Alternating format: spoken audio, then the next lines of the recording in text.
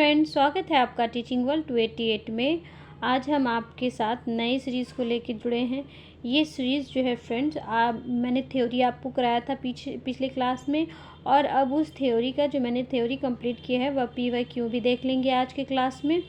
और ये मौलिक अधिकार से है, फंडामेंटल राइट से। आप इसे कॉपी पेन से नोट कर लें, ये जल्दी याद नहीं होते हैं आर्टिकल्स। ठीक है फ्रेंड्स, आइए देखते हैं क्वेश्चन नंबर 11, देखते हैं क्या कह रहा है। क्वेश्चन नंबर 11 क्या कह रहा है? भारतीय नागरिकों के मौलिक अधिकारों का वर्णन है। तो किस में है मौलिक अधिकारों का वर्णन?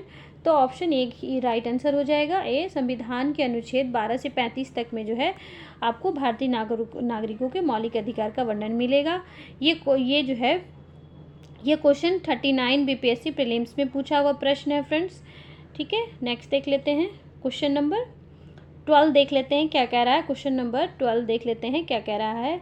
भारतीय उपचार का अधिकार किसके अंतर्गत आता है? संवैधानिक उपचार का अधिकार किसके अंतर्गत आता है? तो इसका जो राइट आंसर हो जाएगा फ्रेंड्स, इसका राइट आंसर ऑप्शन नंबर 1 हो जाएगा, मौलिक अधिकार। क्या हो जाएगा इसका राइट आंसर? क्या हो जाएगा? मौलिक अधिकार हो जाएगा। संवैधानिक उपचारों का अधिकार किसके अंतर्गत आता है? तो मौलिक अधिकार के अंतर्गत आता है। ठीक है, ये बिहार CDPO प्रीलिम्स 2017 में पूछा हुआ प्रश्न है फ्रेंड्स, से याद रखेंगे, नोट कर लेंगे। आगे देख लेते हैं क्वेश्चन नंबर 13 देख लेते हैं। क्वेश्चन नंबर 13 क्या कह रहा है? क्वेश्चन नंबर 13 क्या कह रहा है? किसी व्यक्ति की अवैध हिरासत के खिलाफ निम्न में से कौन सी रीट लागू होती है? किसी व्यक्ति की अवैध हिरासत के खिलाफ निम्न में से कौन सी रीट लागू होती है? तो बंदी प्रत्याक्षीकरण यानी कि हैबेस कॉर्पस होती है। और परमादेश कब लगाया जाता है? परमादेश कब लगाया जाता है? तो इस परमादेश आदेश कब लगा? जब कोई सरकारी अधिकारी अच्छे से काम नहीं कर रहे होते हैं फ्रेंड्स, तो उस पर परमादेश उपसर यह जारी किया जाता है। परमादेश उपसर जारी किया जाता है, याद रखेंगे। नेक्स्ट देख लेते हैं क्वेश्चन नंबर 14 देख लेते हैं फ्रेंड्स, क्या कह रहा है? निम्नलिखित में से किसे भारतीय संविधान की आत्मा सोल कहा जाता है? किसे भारतीय संविधान की आत्मा सोल कहा जाता है फ्रेंड्स? सोल कहा जाता है। तो याद रखेंगे इसे। ऑप्शन एक नहीं होगा, मौलिक अधिकार भी नहीं होगा, राज्य के नीति निर्देश भी नहीं होगा, सी भी नहीं होगा, संविधान की प्रस्तावना भी नहीं होगा। ऑप्शन इसका डी जो हो जाएगा राइट आंसर हो जाएगा, संवैधानिक उपचारों का अधिकार। संवैधानिक उपचारों का अधिकार निम्नलिखित में से किसे भारतीय संविधान की आत्मा कहा जाता है? तो संवैधानिक उपचारों का अधिकार को भारत की संविधान की आत्मा कहा जाता है। ये बिहार CDPO में आया हुआ प्रश्न है, 2005 में आया हुआ प्रश्न है फ्रेंड्स, याद रखेंगे। नेक्स्ट देख लेते हैं क्वेश्चन नंबर 15 देख लेते हैं। मौलिक अधिकार की सूची में से संपत्ति का अधिकार, राइट ऑफ प्रॉपर्टी, किसके शासनकाल में निकाल दिया गया था? किसके शासनकाल में निकाल दिया गया था? यानी कि पहले से था और फिर बाद में इसे निकाल दिया गया था। मौलिक अधिकार की सूची में से संपत्ति का अधिकार, राइट ऑफ प्रॉपर्टी, किसके शासनकाल में निकाल दिया गया था? तो इसका राइट आंसर जो हो जाएगा फ्रेंड्स, इसका right answer option number D हो जाएगा। मोरारजी देसाई के शासनकाल में इसे निकाल दिया गया था। राइट ऑफ प्रॉपर्टी का जो है ये अधिकार निकाल दिया गया था। तो ये बिहार CDPO में आया हुआ प्रश्न है फ्रेंड्स। देखिए, ये जो मैं क्वेश्चन आपको बता रही हूँ ये आया हुआ प्रश्न है। तो ये PYQ जितने भी होते जो कोई भी एग्जाम्स में आए हुए होते हैं तो वो बहुत इंपॉर्टेंट होते हैं, आप इसे नोट कर लें। ठीक है फ्रेंड्स, नेक्स्ट देख लेते हैं क्वेश्चन नंबर 16 देख लेते हैं। मौलिक अधिकारों की मूल सूची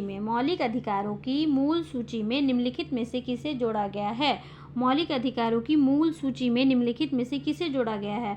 ऑप्शन ए है संपत्ति का अधिकार, ऑप्शन बी हो जाएगा संवैधानिक उपचारों का अधिकार, या ऑप्शन सी हो जाएगा धार्मिक स्वतंत्रता का अधिकार। तो इसका जो राइट आंसर हो जाएगा फ्रेंड्स, इसका right answer option number D हो जाएगा, निःशुल्क एवं अनिवार्य प्राथमिक शिक्षा का अधिकार। मौलिक अधिकारों की मूल सूची में से किसे जोड़ा गया है? नया क्या जुड़ा है? तो निःशुल्क एवं अनिवार्य प्राथमिक शिक्षा का अधिकार। ये बिहार CDPO में आया हुआ प्रश्न है। ठीक है फ्रेंड, 2005 में आया हुआ प्रीलिम्स में प्रश्न है। क्वेश्चन नंबर 17 देख लेते हैं। कौन से मूल अधिकार केवल भारतीय नागरिकों को उपलब्ध है? कौन से मूल अधिकार केवल भारतीय नागरिकों को उपलब्ध है? देख लेंगे। ऑप्शन ए ही राइट आंसर है फ्रेंड्स, ऑप्शन ए ही राइट आंसर हो जाएगा। अनुच्छेद 15, 16, 19 और 29। 15, 16, 19 और 29। आइए हम देखते हैं इसे। 15, 16, 19 और 29 में क्या है हम आपको बताते हैं। कौन से मूल अधिकार केवल भारतीय नागरिकों को उपलब्ध है? तो भारतीय नागरिकों को जो उपलब्ध है 15 में, जाति, धर्म, लिंग, जन्म स्थान के आधार पर सार्वजनिक स्थान, सरकारी स्थान पर भेदभाव, डिस्ट्रिक्ट कम्युनिकेशन नहीं किया जाएगा, ये 15 में कहा गया है। और 16 में क्या कहा गया है देखते हैं फ्रेंड्स। लोक नियोजन, पब्लिक एम्प्लॉयमेंट में अवसर की समानता, सरकारी नौकरी की समानता, इसमें पिछड़े वर्ग के लिए कुछ समय आरक्षण की चर्चा भी की गई है। इसमें पिछड़े लोगों को आरक्षण देने की भी चर्चा अनुच्छेद 16 में की गई है। अब 19 देख लेते हैं। 19 में क्या है? तो 19 में जो है, तो 19 में अभिव्यक्ति की स्वतंत्रता, फ्रीडम ऑफ एक्सप्रेशन, बोलने की स्वतंत्रता जो है, ऑप्शन बोलने की स्वतंत्रता जो है, जो तो वो आर्टिकल 19 में है। किस में है? आर्टिकल 19 में है, याद रखेंगे। 29 में हो जाएगा अल्पसंख्यकों के हितों का संरक्षण। अल्पसंख्यकों के हितों का संरक्षण जो है अनुच्छेद 29 में है, याद रखेंगे फ्रेंड्स। अल्पसंख्यकों की रक्षा और कहा गया है किसी भी अल्पसंख्यक को इसकी भाषा या संस्कृति के आधार पर बांटा नहीं जा सकता है। प्रवेश लेने से किसी भी कॉलेज स्कूल्स में नहीं रोका जा सकता है, ये अनुच्छेद 29 कहता है। भाषा या संस्कृति के आधार पर किसी संस्था में प्रवेश से नहीं रोका जा सकता है, याद रखेंगे। ये बिहार एसआई मेंस 2018 में आया हुआ प्रश्न है फ्रेंड्स। क्वेश्चन नंबर 18 देख लेते हैं। संस्थाएं और संघ बनाने का अधिकार किस प्रकार का अधिकार है? संस्थाएं और संघ बनाने का अधिकार किस प्रकार का अधिकार है? ये तो इसका जो राइट आंसर हो जाएगा फ्रेंड्स, इसका right answer option number B हो जाएगा। केवल नागरिकों के लिए सुनिश्चित स्वतंत्रता का अधिकार है। केवल नागरिकों के लिए, यानी कि भारतीय नागरिकों के लिए सुनिश्चित स्वतंत्रता का अधिकार है। ये प्रश्न जो है फ्रेंड्स वो बिहार एसआई प्रीलिम्स में 2018 में आया हुआ प्रश्न है फ्रेंड्स। क्वेश्चन नंबर 19 देख लेते हैं। सर्वोच्च न्यायालय ने निजता के अधिकार को संविधान के किस मूलभूत अधिकार के अधीन रखा है? सर्वोच्च न्यायालय ने निजता के अधिकार को संविधान के किस मूलभूत अधिकार के अधीन रखा है? तो इसका जो राइट आंसर हो जाएगा फ्रेंड्स, इसका right answer option number D हो जाएगा, अनुच्छेद 21 हो जाएगा। इसका राइट आंसर अनुच्छेद 21 हो जाएगा। अब ये 21 क्या कह रहा है? देखिए अनुच्छेद 21 यानी कि आर्टिकल 21 क्या कह रहा है? तो लाइफ एंड पर्सनल लायबिलिटी है। इसके कारण अधिक धुआं देने वाले वाहन या बिना हेलमेट वाले व्यक्ति को पुलिस चालान काटती है। काटती है। अनुच्छेद 21 में ही निजता का अधिकार है, राइट टू प्राइवेसी ऑफ जोड़ दिया गया है। जब हमारी गोपनीय जानकारी से कोई उजागर नहीं कर सकता है, ठीक है, जो हमारी प्राइवेसी से, गोपनीय से उसे नहीं। देखिए अनुच्छेद 20 से 21 में क्या कहा गया है? तो 20 से 21 में फ्रेंड्स आपातकाल के दौरान नहीं रोका जा सकता है, अतः इसे सबसे शक्तिशाली मूल अधिकार भी कहा गया है। 20 से 21 को ये सबसे शक्तिशाली मूल अधिकार भी कहा गया है। मैं आपको एक बार और रिपीट कर देती हूँ कि अनुच्छेद 21 में क्या वर्णन है। अनुच्छेद 21 में क्या वर्णन है? इसमें जो प्राण एवं दैहिक स्वतंत्रता यानी कि लाइफ एंड पर्सनल लायबिलिटी है, इसी के कारण अधिक धुआं। देखिए फ्रेंड्स, मैंने 21 अनुच्छेद, इसमें प्राण एवं दैहिक स्वतंत्रता, लाइफ एंड पर्सनल लायबिलिटी है, इसी के कारण अधिक धुआं देने वाले वाहन या बिना हेलमेट वाले इस व्यक्ति को पुलिस चालान काटती है। अनुच्छेद 21 में ही निजता का अधिकार भी कहा गया है। मैंने आपको बताया कि निजता का अधिकार जो है वो आर्टिकल 19 में कहा गया है, राइट टू प्राइवेसी को जोड़ दिया गया। अब हमारी गोपनीय जानकारी जो होती है, जो हमारी अपनी प्राइवेसी के अंदर जो जानकारी होती है, वो कोई भी उजागर नहीं कर सकता है, ठीक है फ्रेंड्स। तो इसे अनुच्छेद 20 या 21 को आपातकाल के दौरान नहीं रोका जा सकता है। अगर ये आपातकाल के कारण ये अनुच्छेद लगाया जाता है तो इसको नहीं रोका जा सकता है फ्रेंड्स, ठीक है। इसे सबसे शक्तिशाली मूल अधिकार भी कहते हैं, ये आप जान लें। इसे सबसे शक्तिशाली मूल अधिकार भी कहते हैं। किसे कहते हैं? तो आर्टिकल 21 को कहते हैं, यानी कि निजता के अधिकार को कहते हैं, ठीक है फ्रेंड्स। सर्वोच्च न्यायालय ने निजता के अधिकार को संविधान के किस मूलभूत के अधीन रखा था? तो आर्टिकल 21 के अनुसार रखा था। ये बिहार एसआई प्रीलिम्स 2018 में आया हुआ प्रश्न है। नेक्स्ट देख लेते हैं, क्वेश्चन नंबर 20 देख लेते हैं। किसी संगठन के सदस्यों को किस आधार पर एकत्रित होने के अधिकार से वंचित किया जा सकता है? किसी संगठन के सदस्य को किस आधार पर एकत्रित होने के अधिकार से वंचित किया जा सकता है? तो इसका जो राइट आंसर हो जाएगा फ्रेंड्स, इसका right answer option number A हो जाएगा, राष्ट्र की एकता एवं संप्रभुता। राष्ट्र की एकता एवं संप्रभुता, यह बिहार ESI प्रीलिम्स प्री 2018 में आया हुआ प्रश्न है फ्रेंड्स। अब क्वेश्चन नंबर 21 देख लेते हैं। 21 में सूची 1 और सूची 2 से मिलान करना है, ठीक है फ्रेंड्स। तो आइए देखते हैं, इसका राइट आंसर पहले ही टिक हुआ है फ्रेंड्स, यानी कि सी है। अब हम लोग इसे मिलाते हैं। सी में क्या है देख लेते हैं, सी में क्या है देख लेते हैं, ठीक है फ्रेंड्स। सी में क्या है देखते हैं हम लोग। देखिए फ्रेंड्स, ए का जो हो जाएगा, ए का यानी कि उपाधियों का निषेध, वो अनुच्छेद 18 हो जाएगा, यानी कि अनुच्छेद आर्टिकल 18 हो जाएगा। और बी का क्या हो जाएगा फ्रेंड्स, बी का आर्टिकल 4, बी यानी कि धार्मिक मामलों के प्रतिबंध की स्वतंत्रता का 4 हो जाएगा, 4 हो जाएगा फ्रेंड्स। और सी का जो हो जाएगा, सी का यानी कि अल्पसंख्यकों की भाषण का संरक्षण हो जाएगा, आर्टिकल 29 हो जाएगा, आर्टिकल 29 हो जाएगा, ठीक है फ्रेंड्स। देखेंगे आर्टिकल 29 हो जाएगा। ये थोड़ा बड़ा है फ्रेंड्स, इसे करने में थोड़ी मुश्किल आ रही है। देखिए मैं आपको फिर से बताती हूँ। उपाधियों का निषेध यानी कि ए का हो जाएगा, ए का 3 हो जाएगा, यानी कि अनुच्छेद 18 हो जाएगा। अब बी का धार्मिक मामलों का हो जाएगा 4, मामलों के प्रबंधन की स्वतंत्रता का हो जाएगा अनुच्छेद, यानी कि आर्टिकल 26 हो जाएगा फ्रेंड्स। और सी का जो हो जाएगा, अल्पसंख्यकों की भाषण का संरक्षण, सी का हो जाएगा 1, सी का हो जाएगा 1 हो जाएगा, 29, अनुच्छेद 29 हो जाएगा फ्रेंड्स। और शिक्षा के अधिकार का क्या हो जाएगा, शिक्षा के अधिकार का आर्टिकल 21 हो जाएगा, आर्टिकल 21 हो जाएगा। शिक्षा का अधिकार आर्टिकल 21 में है, याद रखेंगे। फिर से रिपीट कर देती हूँ, उपाधियों का निषेध किस में है, तो आर्टिकल 18 में है। धार्मिक मामलों के प्रबंधन की स्वतंत्रता जो हो जाएगा आर्टिकल 26 में हो जाएगा। अल्पसंख्यकों की भाषा का संरक्षण 29 में हो जाएगा। शिक्षा का अधिकार जो हो जाएगा फ्रेंड्स, वो 21 में हो जाएगा, अनुच्छेद 21 में हो जाएगा। अब हम लोग क्वेश्चन नेक्स्ट देख लेते हैं। क्वेश्चन नेक्स्ट क्वेश्चन क्या कह रहा है, नेक्स्ट क्वेश्चन 22 क्या कह रहा है, निम्नलिखित में से कौन सा मूल अधिकार भारतीय संविधान में नागरिकों को नहीं दिया गया है। निम्नलिखित में से कौन सा मूल अधिकार भारतीय संविधान में नागरिकों को नहीं दिया गया। देखिए नहीं दिया गया कह रहा है फ्रेंड्स, क्वेश्चन नंबर 22।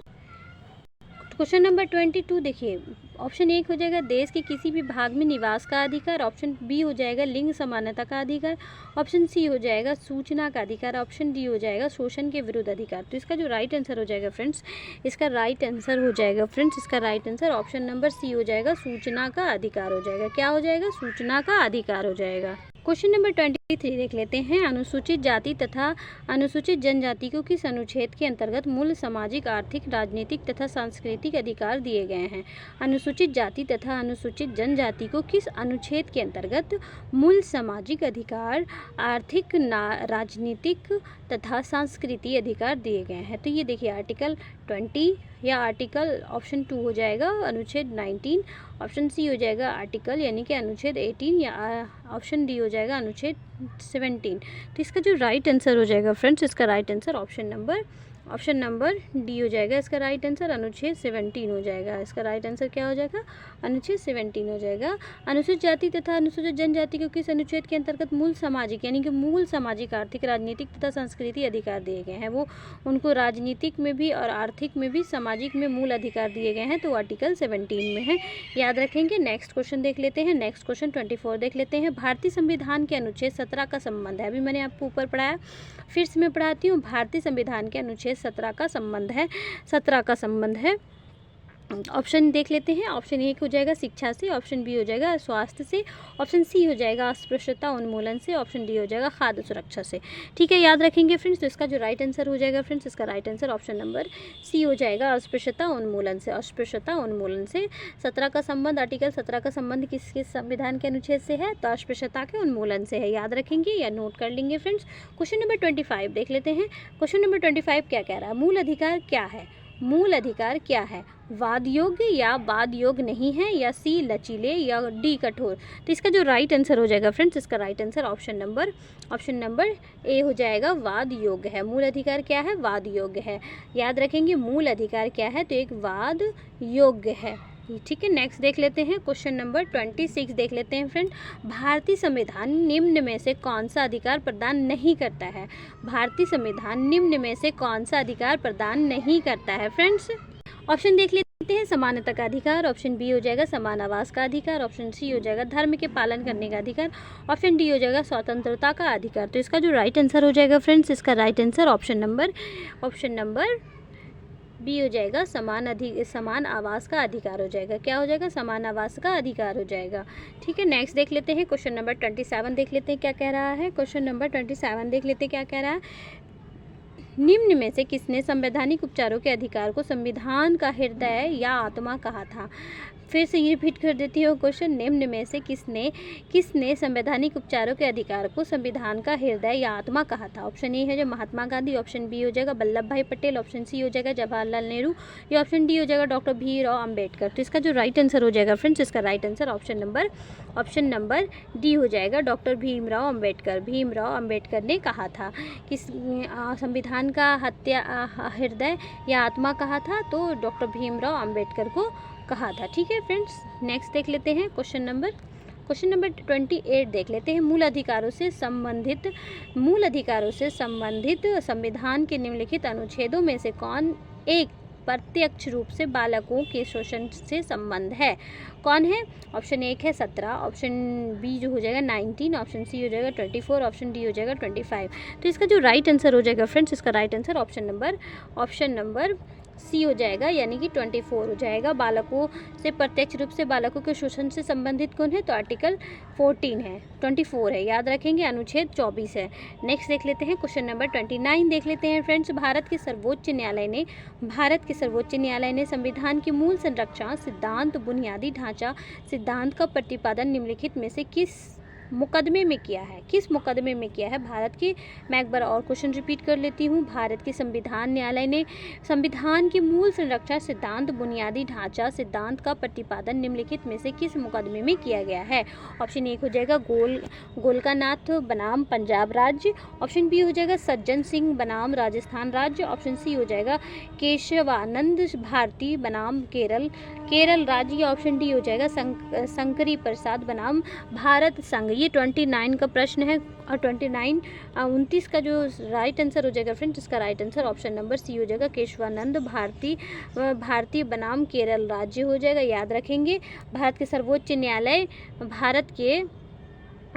न्यायालय ने संविधान की मूल संरचना, सिद्धांत, बुनियादी ढांचा, सिद्धांत का प्रतिपादन निम्नलिखित में से किस मुकदमों में किया है? तो केशवानंद भारती बनाम केरल राज्य से शुरुआत की है। क्वेश्चन नंबर 13 देख लेते हैं फ्रेंड्स। निम्नलिखित में से किस एक को नागरिक के मौलिक अधिकारों का रक्षक तथा भारत के संविधान का अभिभावक माना जाता है? अभिभावक, फिर से रिपीट कर देती हूँ। क्वेश्चन नंबर 13 बहुत इंपॉर्टेंट प्रश्न है, याद रखेंगे। निम्नलिखित में से किस एक को नागरिक के मौलिक अधिकारों का रक्षक तथा भारत के संविधान का अभिभावक माना जाता है? तो ऑप्शन एक हो जाएगा सांसद, ऑप्शन बी हो जाएगा महान्यायवादी, ऑप्शन सी हो जाएगा उच्चतम न्यायालय, ऑप्शन डी हो जाएगा राष्ट्रपति। तो इसका जो राइट आंसर हो जाएगा फ्रेंड्स, इसका right answer option number C हो जाएगा, उच्चतम न्यायालय हो जाएगा इसका राइट आंसर। निम्नलिखित में से किस एक को नागरिक को मौलिक अधिकारों का रक्षक तथा भारत के संविधान का अभिभावक माना जाता है? तो उच्चतम न्यायालय को माना जाता है। आज इस सीरीज़ में मैंने 30 क्वेश्चन कंप्लीट किए फ्रेंड्स, याद रखेंगे और इसे नोट कर लेंगे। मेरे चैनल को सब्सक्राइब ज़रूर कर लें। अगर मेरी सीरीज़ आपको अच्छी लग रही है तो इसे प्लीज़ शेयर भी करें। अगर आपको अच्छी लग रही है तभी आप शेयर करें फ्रेंड्स, और आपको अगर हेल्पफुल लग रही है तो इसे सब्सक्राइब ज़रूर कर लें। और मैं नेक्स्ट सीरीज़ आपको फिर नेक्स्ट क्लास में आपको अटेंड करूँगी फ्रेंड्स। आज के लिए इतना ही। मेरे चैनल को सब्सक्राइब ज़रूर कर लें। आज के लिए इतना ही। धन्यवाद।